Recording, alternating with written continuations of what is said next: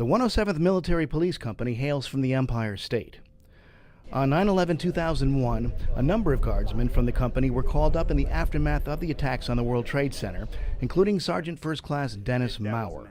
I responded to 9/11. Our unit got there the day after the towers fell. I think there's 4 or 5 of us within the unit right now that have deployed down there when that happened.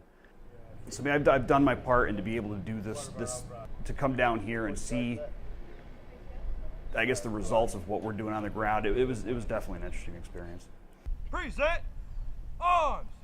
A decade later, Maurer and others who responded that day are part of the 107th MP unit that just completed a year-long rotation at Joint Task Force Guantanamo, providing external security at the facility that is currently holding the alleged 9/11 co-conspirators.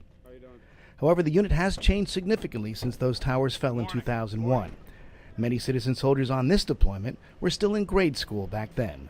I don't think it set in until even later that night. I got home, my mother was crying, and I thought it was almost a regular day at that point still.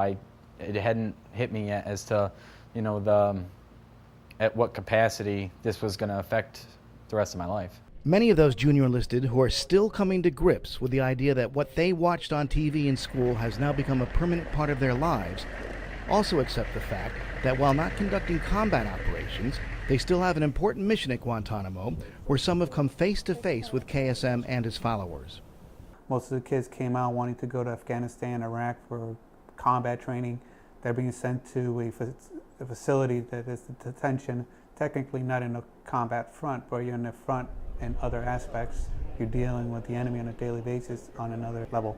Regardless of where they serve, from Ground Zero to Guantanamo, the 107th MPs will always follow the Joint Task Force Guantanamo motto, honor bound to defend freedom.